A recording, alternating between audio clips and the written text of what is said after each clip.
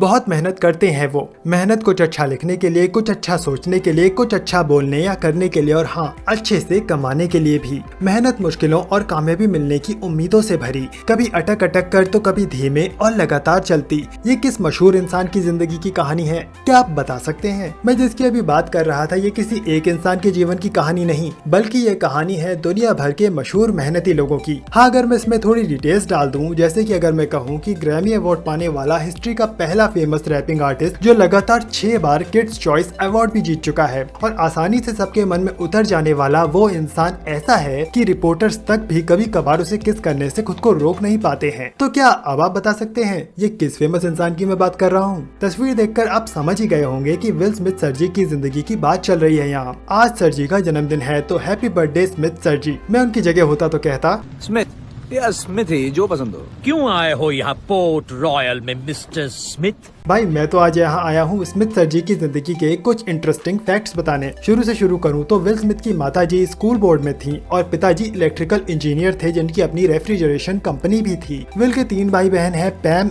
Elon और Harry. जब will 12 साल के थे उन्होंने अपने घर पर रैपिंग का काम करना शुरू किया था और विल की एवरेज स्पीड थी कि 1 घंटे में वो 350 से ज्यादा डिब्बों को पैक और रैप कर लेते थे। अरे मजाक कर रहा हूँ यार, वो वाला रैपर नहीं थे वो रैपर जो गाते से अंदाज में लोगों की बजाते हैं और स्टाइल से आलोचना करते हैं। विल को भी लगा कि वो ये काम कर सकते हैं तो उन्होंने ये करना शुरू कर दिया। जब भी विल अपने आसपास के लोगों को अपनी रैपिंग से एंटरटेन करते, उनकी बहन उन्हें गूफी कहा करती थी और मैं नहीं जानता ऐसा क्यों है। बात करें प्रेरणा की तो 70s और 80s में उनके पसंदीदा रैपर थे ग्रैंड मास्टर फ्लैश। जब विल हाई स्कूल में थे उनके दोस्तों ने उनका एक नाम प्रिंस भी रख दिया था क्योंकि अक्सर अपनी शैतानियों से वो खुद को मुश्किलों में डाल लेते थे, लेकिन बातों का जादू चलाकर टीचर से बचना भी उन्हें आता था, इसलिए हर बार उन्हें चेतावनी देकर छोड़ दिया जाता था। विल स्मिथ कहते हैं कि उन्हें कई दिलचस्प इन्फ्लुएंसेस मिले जब वो बड़े हो रहे थे। एक तो बैप्टिस्ट फैमिली मेंबर्स में पैदा होने के बाद भी विल के पेरेंट्स ने उन्हें कैथोलिक स्कूल पढ़ने भेजा। विल स्मिथ कहते हैं कि वो ऐसे स्कूल में जाते थे जहां ज्यादातर बच्चे श्वेत अमेरिकी थे, उनके पड़ोसी जूइश और मुस्लिम थे और उन्होंने अपना ज्यादातर वक्त ब्लैक बैप्टिस्ट फैमिली मेंबर्स और दोस्तों के साथ बिताया। अपने दिलचस्प सेंस ऑफ ह्यूमर के पीछे विल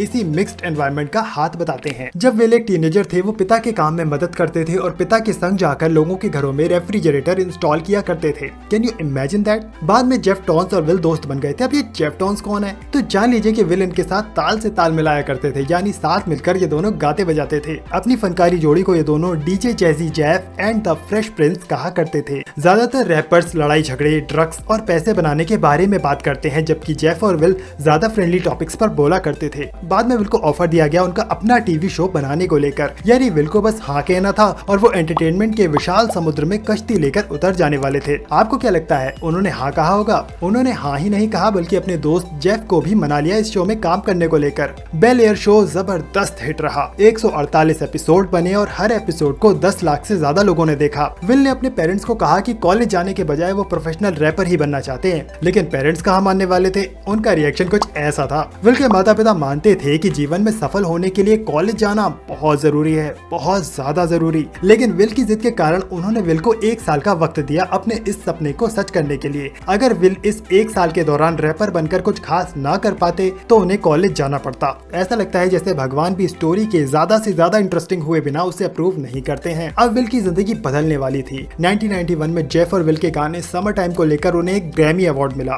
तब विल इतिहास के पहले रैपर बन गए जिन्हें ये अवार्ड मिला। टॉप 100 गानों में से समर टाइम गाने को 4था नंबर मिला और ये गाना रेडियो पर आए दिन आने लगा। 20 साल की उम्र आते आते विल एक मिलीनियर बन चुके थे और आज की बात करें तो उनकी अनुमानित नेटवर्थ $260 मिलियन के आसपास मानी गई है। यानी मेहनत, रिसर्च और दिल की दिखाई राह चलते हुए विल पर पैसा आज बरस रहा है, वो भी छप्पर फाड़ कर। विल के लिए गृहस्थी का सफर काफी झटकों वाला रहा और सच बात यह है कि किस इंसान के लिए सफर झटकों वाला नहीं रहता। विल ने पहली शादी रचाई एक्ट्रेस शेरी जम्पिनो से 1992 में। बाद में उन दोनों के एक बच्चा भी हुआ जिसका नाम ट्रे है, लेकिन बदकिस्मती से विल और शेरी ने शादी के 3 साल बाद ही तलाक लेकर अलग होने का फैसला कर लिया था। डिवोर्स के बाद विल ने अपनी एनर्जी को एक्टिंग में अपना करियर जमाने पर फोकस करना शुरू कर दिया। उनकी पहली मूवी थी बैड बॉयज जो 1995 में आई थी। फिर विल दिखे द इंडिपेंडेंस डे मूवी में जिसमें उन्होंने और एलियंस ने साथ मिलकर जमकर एक दूसरे से लड़ाई की। मेरा मतलब एलियन से फाइट के ऊपर वो फिल्म बेस्ड रही थी। और कमाल की बात तो ये है उससे बाद आने वाली मैन इन ब्लैक मूवी भी एलियंस पर ही बेस्ड थी। मैन इन ब्लैक मूवी के बाद विल के काम की मांग इंडस्ट्री में तेजी से बढ़ गई। 1997 में विल ने दूसरी बार शादी की जेडा पिंकेट से। जेडा से उनके 2 बच्चे हुए, जेडन और विलो। जेडा से विल पहली बार तब मिले थे जब जेडा कोशिश कर रही थी फ्रेश प्रिंस शो में विल स्मिथ की गर्लफ्रेंड का रोल पाने के लिए। हालांकि उन्हें ये रोल तो नहीं मिला,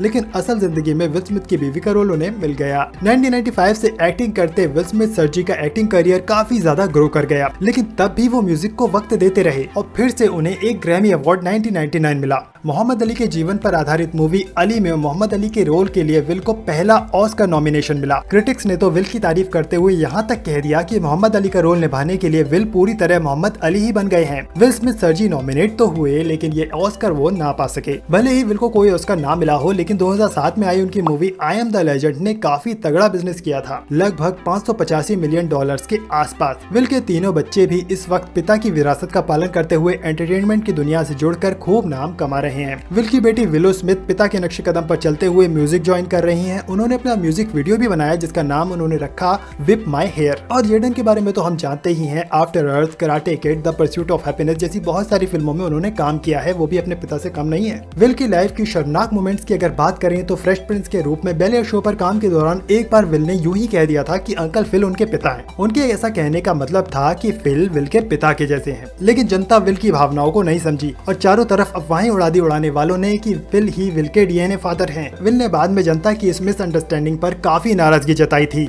लेकिन विल को उस दिन ये तो समझ आ ही गया होगा कि वो जनता के लिए कितने स्पेशल बन चुके हैं। एक रिपोर्टर ने तो सरेआम विल की चुम्मी भी ले ली थी, वो भी मेल रिपोर्टर ने, पर उस बारे में ज्यादा बात नहीं करेंगे। भले ही विल कभी कॉलेज नहीं गए, लेकिन ज्ञान की उनमें कोई कमी नहीं है। वो फ्लुएंटली स्पेनिश बोल लेते हैं और उन्हें चेस खेलना भी पसंद है, और चेस तो दिमाग वालों को ही पसंद आता ना। बच्चे विल स्मिथ को बहुत पसंद करते हैं। विल लगातार 6 बार किड्स चॉइस अवार्ड भी जीत चुके हैं। 2017 में विल कांस फिल्म फेस्टिवल में जूरी मेंबर्स में से एक भी बन गए। ये तो बस उनकी पैटर्न वाइज अचीवमेंट की एक झांकी भर थी, और मुझे पता है कि मैं सारा कवर नहीं कर पाया हूँ, लेकिन इतना तो है कि सर विल की एक्टिंग ही उनकी सबसे बड़ी अचीवमेंट है। वो जिस भी रोल को निभाते हैं उसमें बस घुस जाते हैं। अलादीन मूवी को देखकर तो मुझे वाकई ऐसा लगा कि उनसे बेस्ट जीनी शायद कोई बन भी नहीं पाता। मुझे लगता है वीडियो को विश्राम देने का वक्त आ चुका है। एक बार फिर से विल सर जी को मैं कहना चाहूंगा happy birthday Will sir ji.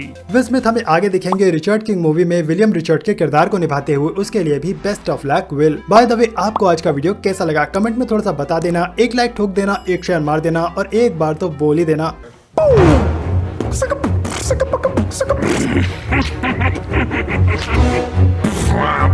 Boom, and then go.